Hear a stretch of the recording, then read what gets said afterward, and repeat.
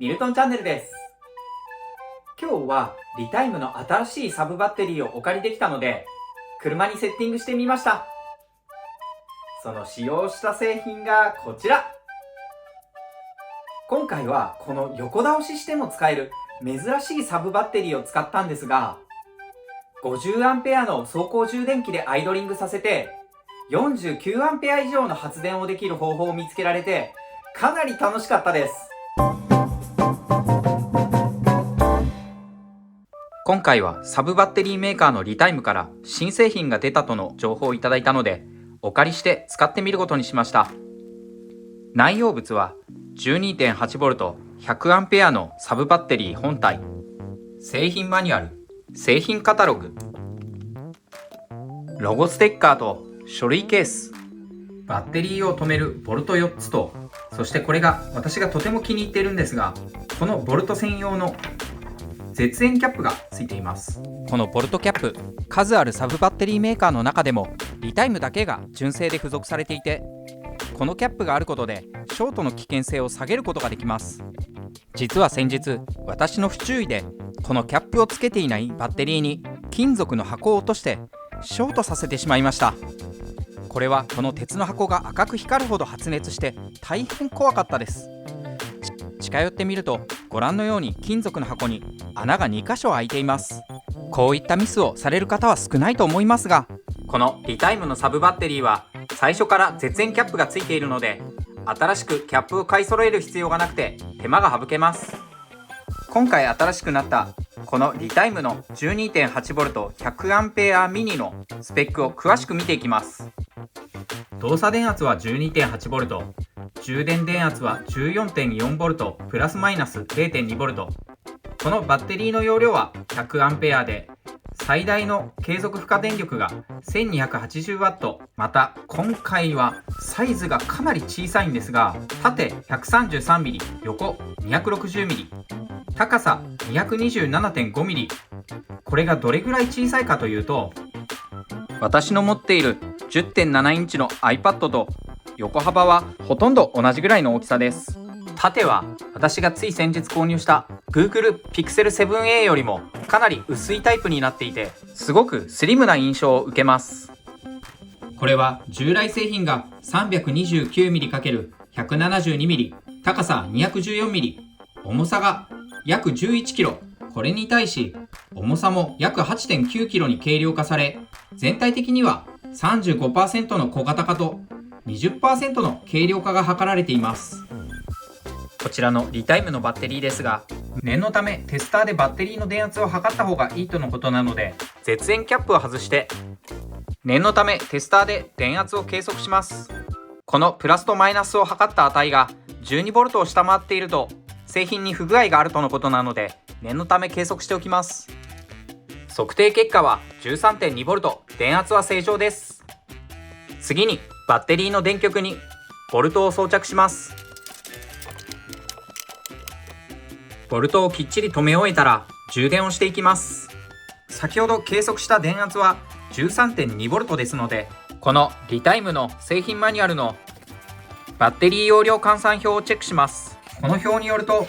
13.2V という数字はバッテリー残量がちょうどぴったり 50% ぐらいですので、このバッテリーへの充電はリタイムのリン酸鉄リチウムイオン専用の 20A バッテリー充電器を使って充電していきます。バッテリー充電器は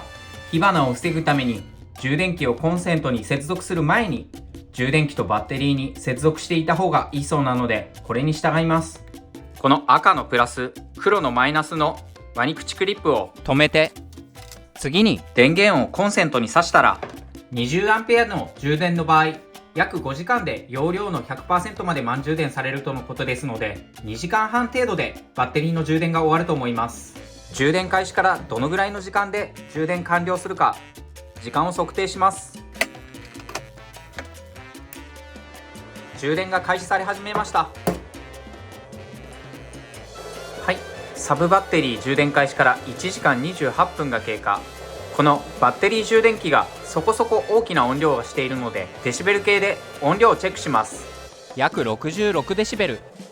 地下鉄の車内ぐらいの音量でそこそこうるさいです。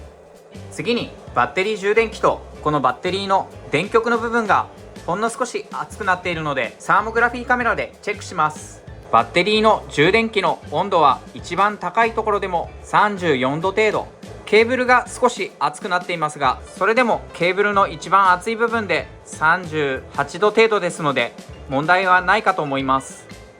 次にバッテリー上部のこの電極の部分、この部分の温度も最高でも39度程度。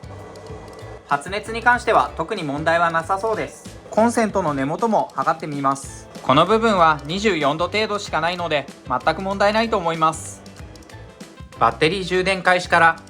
2時間54分、充電器の充電が終了してランプが緑色に光りました。そこそこ時間がかかったような感じはありますが、とりあえず 100% まで充電できているか確認してみたいと思います。バッテリーの電圧は 13.72V。 これは 13.33V 以上で 100% の充電となっていますので 100% 満充電になっています。このバッテリーから電気を取り出し家電が使えるようにしていきます。電気を使えるようにするために使うのはインバーター。今回はリタイムの 1000W 純正限範インバーターをお借りすることができたので、これを使ってこのバッテリーから電気を取り出します。このインバーターの中身をチェックします。内容物はインバーター本体、純正の接続ケーブル、日本語の製品マニュアル、取り付け固定用の木ネジとビス。こちらはこのインバーターを固定するのに使うようです。このケーブルは 8AWG アメリカンワイヤーゲージと呼ばれる規格になっていて、長さがプラスマイナスそれぞれ60センチ。通常こういったケーブルはインバーターには付属していないので、最初から純正付属で用意されているのも買い足しの手間がなくて楽で助かります。インバーターを詳しくチェックしていきます。サイズは横30センチ、縦17.3センチ、高さ7.6センチ。横幅は 10.7 インチの iPad よりも少しだけ大きいですが、縦はスマホのサイズとほぼ同じですので、比較的コンパクトな印象を受けます。回転させてみるとこんな感じ。ここに AC 入力ポートが2ポートついていて、ここに液晶画面があります。この部分で電源のオンオフのスイッチをやるようです。このような形で冷却口が2つついていて、このように絶縁キャップも左右から取り外せるようになっているので、ショートがしづらい構造になっています。このインバーターのスペックは定格出力 1000W、 サージ出力 2000W、 入力電圧は DC10V から 15.5V で、珍しいのが出力の電圧が AC100V 電源のみになっています。通常この手のインバーターだとこの出力のポートに USB や USB Type-C がついていることがあるんですが、これは AC100V の出力ポートしかないので、そういった意味では珍しい製品とも言えます。次に周波数帯ですが 60Hz となっていますので、50Hz の電気製品の場合、電気製品の方で切り替える必要があるかもしれません。変換効率は 91% で、無負荷消費電力が 8W 以下となっていますので、節電のためにもこのインバーターを使わないときはまめに電源をオフにした方が良さそうです。また重量は 3kg と比較的重たい製品になっていますが、 1000W という大電力が使える製品になっていますので、このぐらいの重さは仕方がないのかなと思います。一点触っていて気づいたことがありました。それはこの製品マニュアルにも書いてあるんですが、この製品にはユーザーが修理できる部品はありません。インバーターを分解したり修理を試みないでくださいとあります。こういったインバーターによっては側面や背面等に万が一ヒューズが切れた場合にヒューズ交換用の取り替え交換穴等がついているはずなんですが、この製品にはついていないようですので、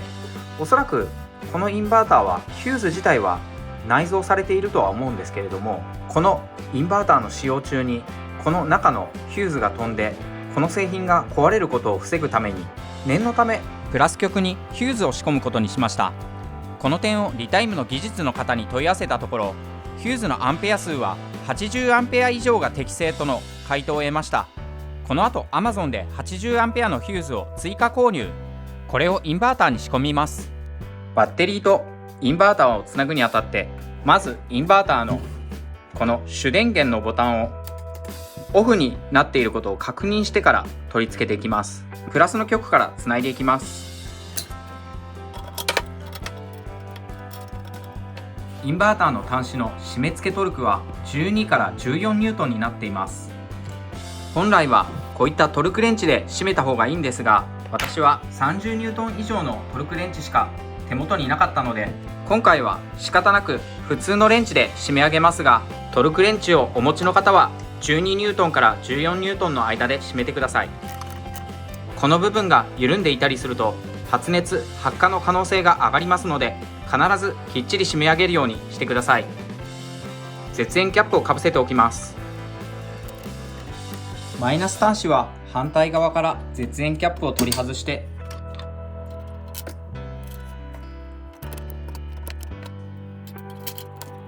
カチッと音が鳴るまで締めて、絶縁キャップが外れないようにしておきます。プラスとマイナスのケーブルを取り付け終えたら、ヒューズをかませていきます。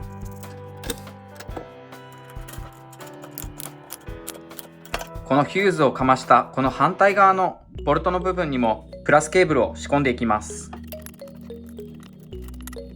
ヒューズの部分がショートしないようにキャップをかぶせておきます。次にバッテリーに接続する前に絶縁キャップをかぶせておきます。このようにヒューズをかませたことでプラス極がやや長くなってしまいましたが、実はこのインバーターとバッテリーをつなぐケーブルは短ければ短いほどいいそうです。ここまで接続できたら、インバーターから伸びているプラス極をバッテリーに接続して、その後にマイナス極を接続していきます。この作業は火花が散ったりするので、可能であれば絶縁性の手袋をつけてください。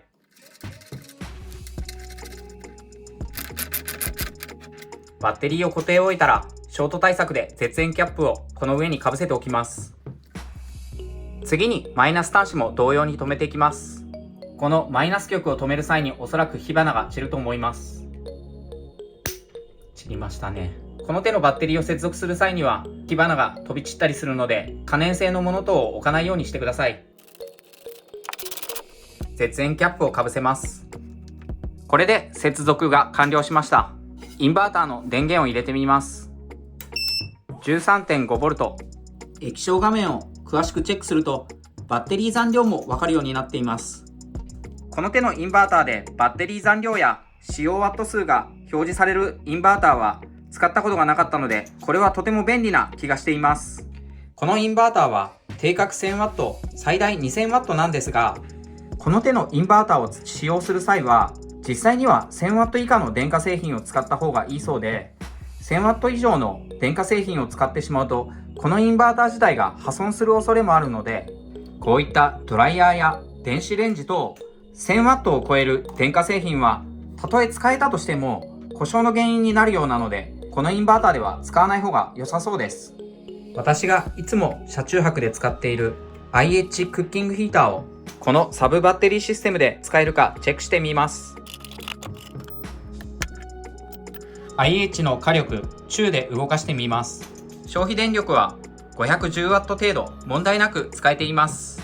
ちなみに私の動画では何度かお伝えしているんですが、このような IH 製品はこの鍋の底の面積が小さい鍋を使うと、強火や中強火にしても電力が 533W と省エネでお湯を沸かすことができます。お湯が沸きました。まだ 100ml 程度のお湯を沸かしただけなので、ほとんど電力は減っていません。このバッテリー残量がインバーターでわかるというのはかなり便利ですね。これまでこのリタイムのサブバッテリーはサブバッテリーの残量を数値化して見ることはできなかったので、この部分でざっくりではありますがバッテリー残量を知ることができるのは結構便利だと思います。続いてこういった小型の電気ケトルでもお湯が沸かせるか試してみます。この電気ケトルは 800W なので問題なく使えると思います。消費電力は 803W 程度。インバーターのファンが回り始めました。結構音量が大きいのでデシベル計で音量をチェックします。インバーターのファンが回っている際の音量は68デシベル程度、地下鉄の車内ぐらいの音量があるので、そこそこ大きい音量です。電気ケトルのお湯が沸いてインバーターのファンが停止しました。正確な消費電力を知ることはできませんが、おそらく 90% 以上はバッテリーの残量が残っていると思います。次はこのバッテリーにいつも使っている走行充電器を取り付けて、実際に車中泊で使えるようにしてみます。充電に使用するのはレノジーの走行充電器です。これは車の下のこのバッテリーの部分から電気を取っていて、この部分をプラスのケーブル、こちらもマイナスのケーブルをこのように中にケーブルを引き込み、こちらの下を這わせてこの走行充電器にケーブルを引いています。走行充電器のセッティング方法は別の動画で配線をしていますので、そちらをご参考いただければと思います。では実際にバッテリーにケーブルをつないでいきます。走行充電器のプラスケーブル、こちらもフューズを仕込んであります。そしてインバーターのプラスケーブル、こちらにもフューズを仕込んであります。この2本のケーブルを仕込むにあたって、先ほど使っていたこの絶縁キャップは少し小さくて止めづらいので、 Amazon で購入した特大の絶縁キャップを使います。一旦このように出したらケーブルをバッテリーの方につないでいきます。ケーブルの端子をこのようにまとめて、上からナットで蓋をするような形で、先にこのように留めてからこの部分に固定していくと楽です。スパナやレンチ等で締め上げる前に、あらかじめケーブルをちょうどいいところに固めてレンチで増し締めします。この際にボルトが緩みがないようにきっちり締め上げてください。締め終えたら絶縁キャップで上から蓋をして、この部分に金属が絶対につかないようにしておきます。次にマイナスケーブルも同じようなやり方で留めていきます。ここで一つ注意点なんですが、このキャップはプラス極を止めた後は必ずすぐに絶縁キャップをかけるようにしていてください。もし万が一この黒いケーブルを外してしまってこのように触れてしまった場合、ショートする可能性もゼロではありませんので、こういった形で絶縁キャップはすぐに取り付けるようにしてください。ではこちらも同じように絶縁キャップで一旦このケーブルをひとまとめにして、ボルトで上から蓋をしてこのマイナス極に留めていきます。おそらくまたパチッと言うと思うんですけれども、このように絶縁の手袋をつけていれば多少安心です。また火花が散った。そして絶縁キャップを上からかぶせます。いい感じにセッティングすることができました。実はこのリタイムの新製品のバッテリー、新しく追加された機能があって、それはこのように横置きして使うこともできます。これは Amazon の販売ページにも載せられていて、バッテリー上部のこのプラスとマイナスの端子のある面を床面にしない限りはどの向きで使ってもいいそうです。このような横倒しして使える機能は今現状の私の車ではできないんですが、この後部座席を取り払ってしまえば横置きのバッテリーをここにセッティングして、床下にバッテリーを置くようなセッティングもできるようになります。本来この手のサブバッテリーはこのような形で端子の面が上を向いているのが基本の使い方であり、横倒しして使うような製品は今までに見たことがありません。今後私の車でこの後部座席を取るようなことがあれば、ぜひこのリタイムのバッテリーを使ってこのスペースを生かしたセッティングで使ってみたいです。ちなみにこの後部座席を取ってしまうと車の構造変更をしなければならないので、もしこの後部座席を取る際は車の構造変更も同時でやる必要があります。ではこれを実際にエンジンをかけて充電させてみたいと思います。ライトオフ、エアコン等も一切つけてないアイドリング状態での発電のワット数は515ワット、アンペア数も 37.32 アンペア発電しています。これはこれでかなり大きな値ではあるんですが、実はこの発電効率をもっと上げる方法があると TwitterX 上で教わったので、その方法を試してみます。それはこの走行充電器のプラス極のこの部分から取っている電源をこの位置ではなく、この先日交換したオルタネーターのこの部分、いわゆる B 端子と呼ばれるところから電源を取った方がより効率的に充電ができるとのことなので、走行充電器のプラス極をつないでみて、どのぐらい違いが出るかっていうのを試してみたいと思います。走行充電器のプラス極の配線を変えるにあたって一旦バッテリーから外してしまいます。まずはマイナス極からバッテリーを外していきます。走行充電器のマイナス極はこの部分から電気を取ろうと思っていますので、このままにしておきます。プラス極も外していきます。プラス極はオルタネーター側につなぐので、これを一旦全て外します。バッテリーのプラス極とマイナス極は取り外しているんですが、オルタネーター自体に電気が15分程度残るようなので、一旦15分待ってから作業を開始します。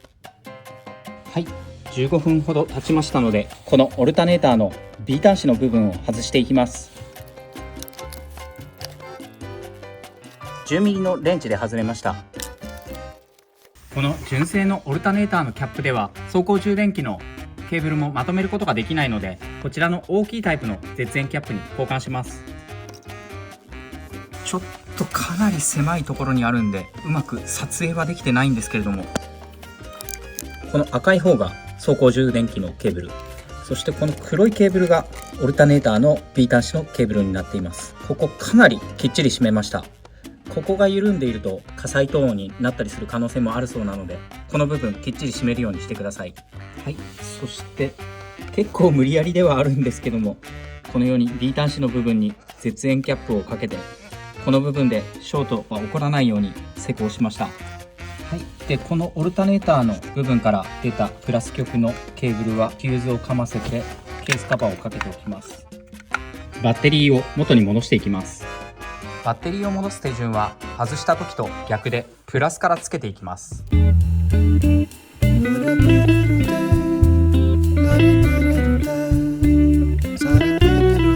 エンジンをかけてみます。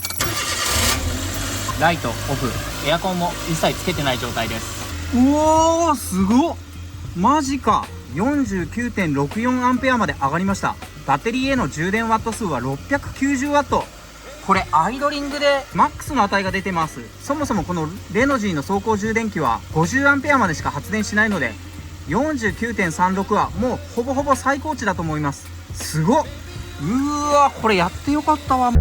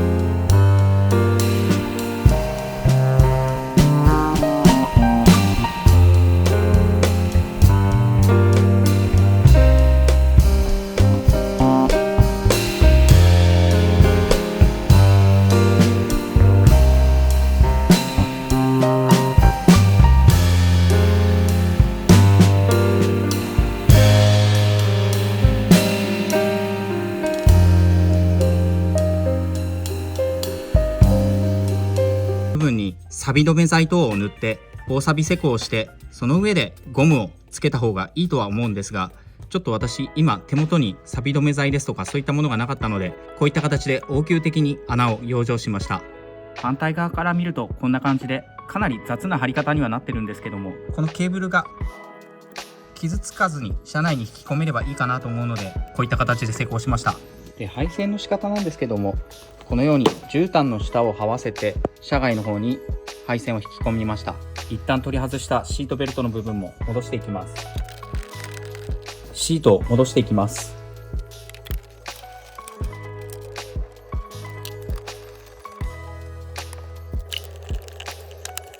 最終的な配線なんですけど、こんな感じで車の中に引き込みました。振動ですとかそういったものでケーブルが外れたりしないように、要所要所の部分で結束バンドで留めてあります。このフューズケースも振動で外れないように結束バンドで留めています。そしてオルタネーターの B 端子につないだこれらのケーブルも全てひとまとめにして結束バンドで留めました。車のバッテリーを元に戻していきます。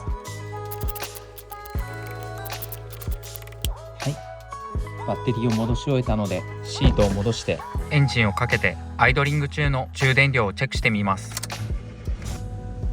やはりバッテリーの充電の電力は 691W、 アンペア数は 49.62 アンペアです。かなり充電効率いいですね。 49.62 アンペア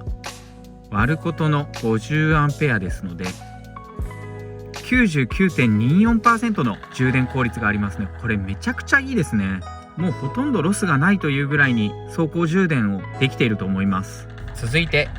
ライトマックス、冷房の方がより電力を食いますので、冷房マックスで動かしてみたいと思います。